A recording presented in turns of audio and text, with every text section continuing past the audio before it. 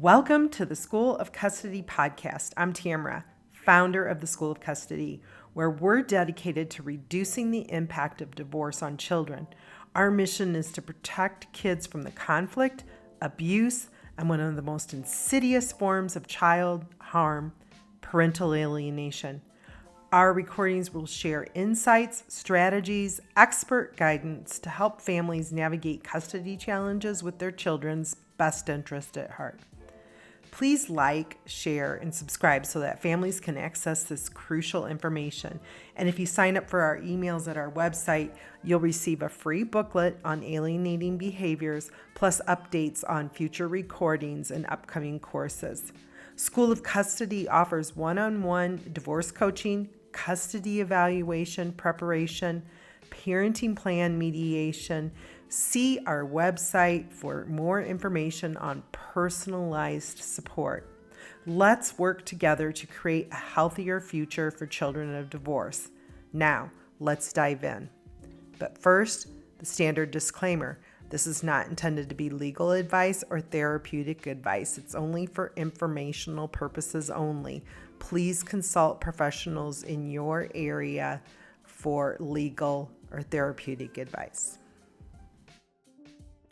A local nonprofit that I worked for as a volunteer for many years had a program that was a healthy relationship program, and they had mentors go into the classroom and make presentations on what healthy relationships look like.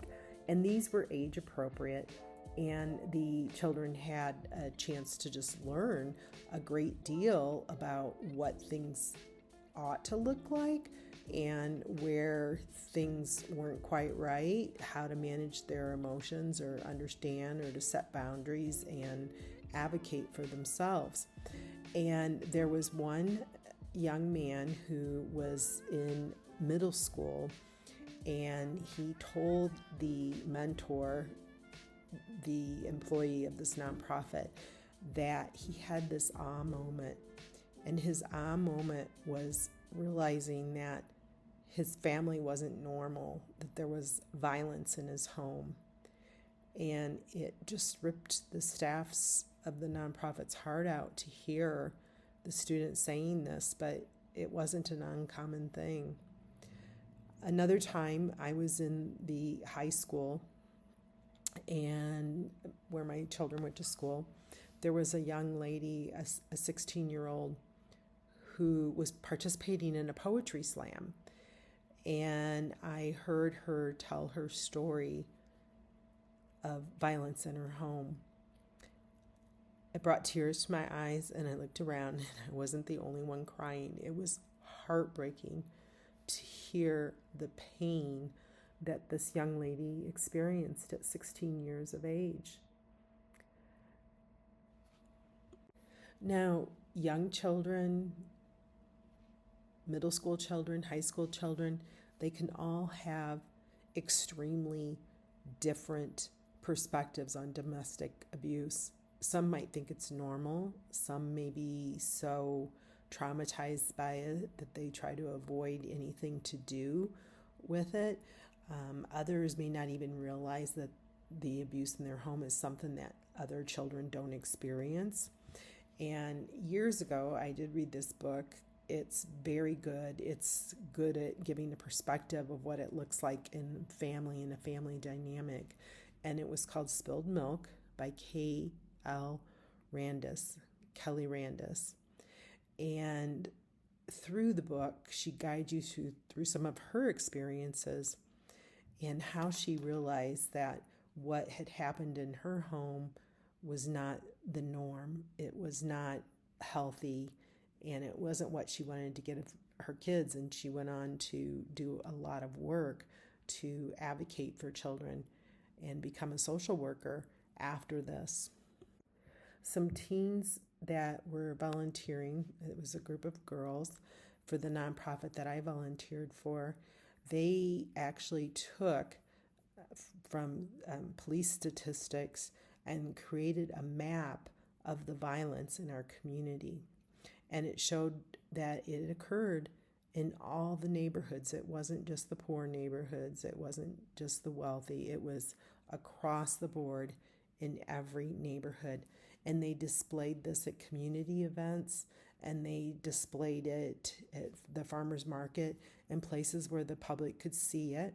And they engaged with the public, talking about their research and their experience through the nonprofit and the community.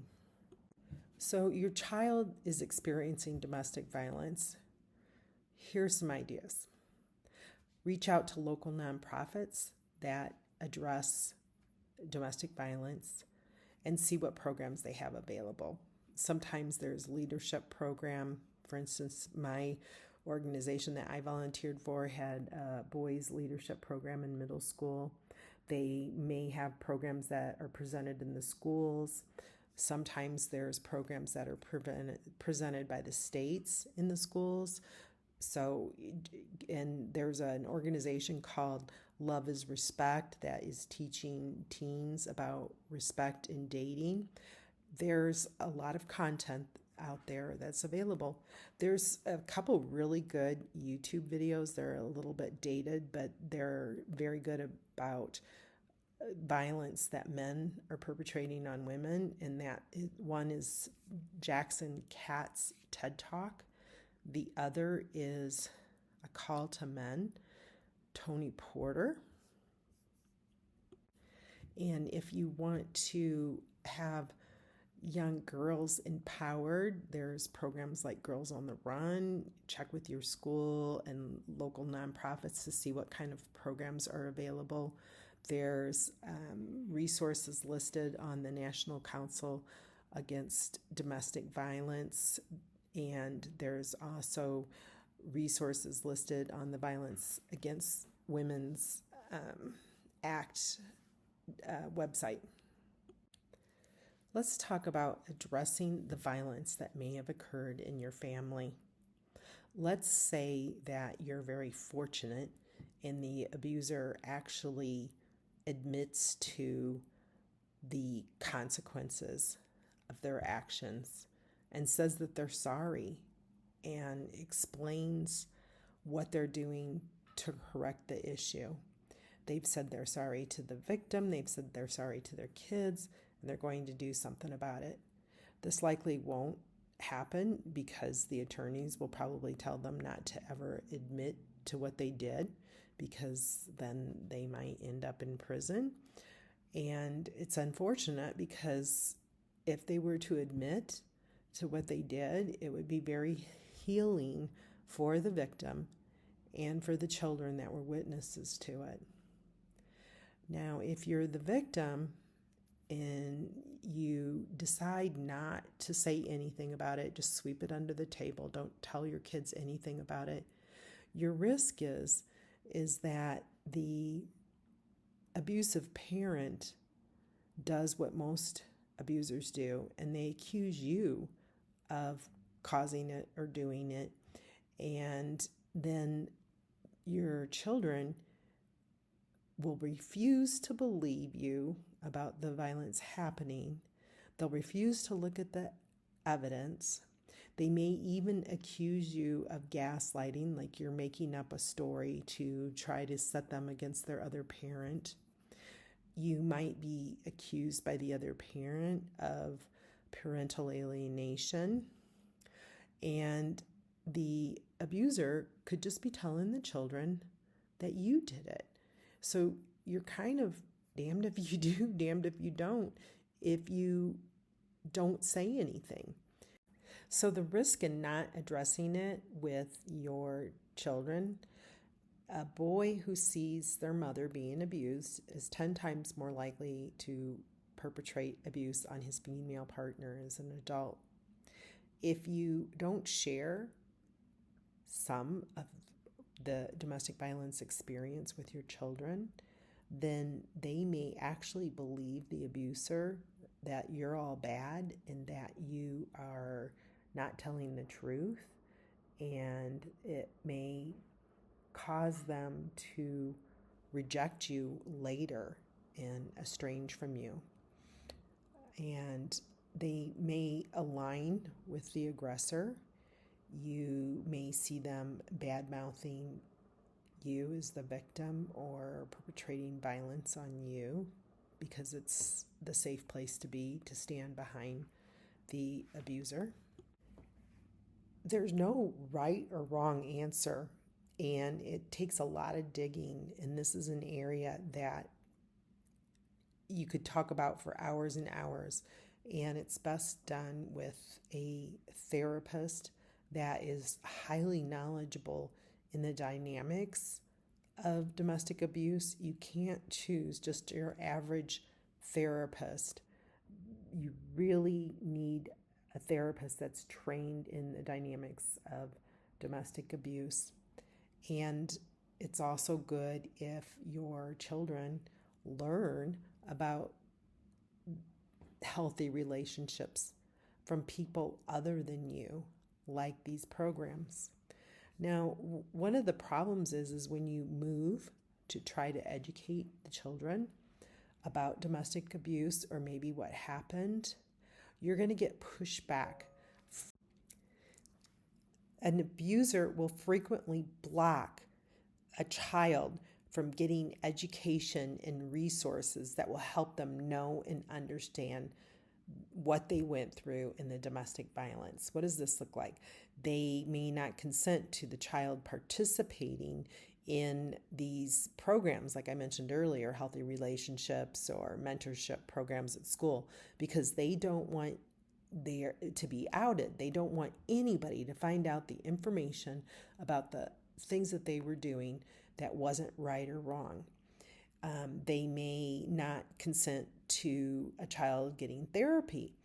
And in most instances, the therapist is going to require both parents' signature, unless there's one parent that has legal custody of the child. That means that they make the decisions on the dental and the doctor and the health insurance and the therapist. And this is frequently done in a high conflict situation where a parent was abusive or is not cooperating with the other parent, so that the parent that it has the best interest of the children at heart can make the decisions about the schooling and therapist and the doctor.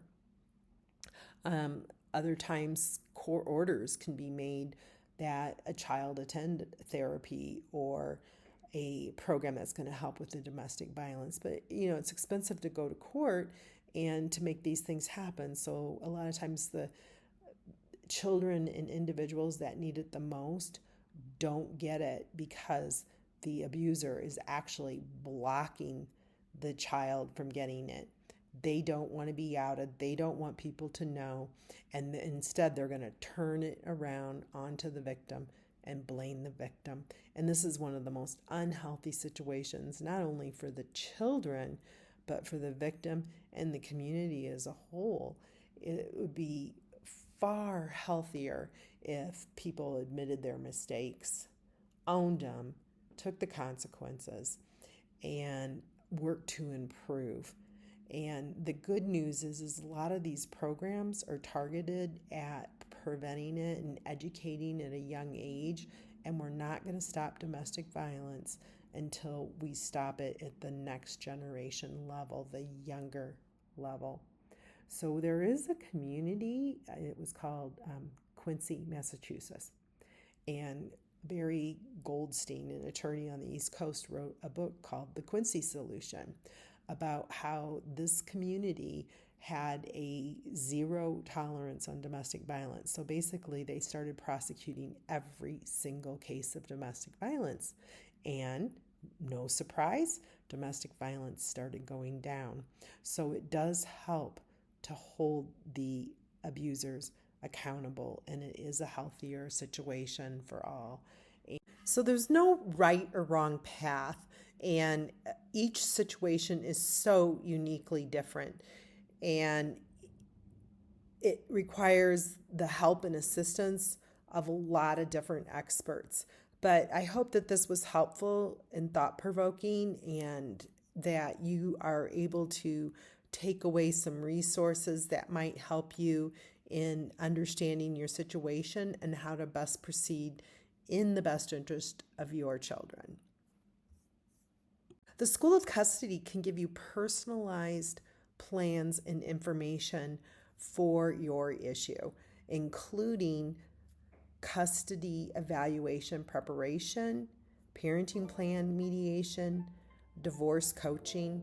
So if you want more information on personalized programs, please visit our website at schoolofcustody.com.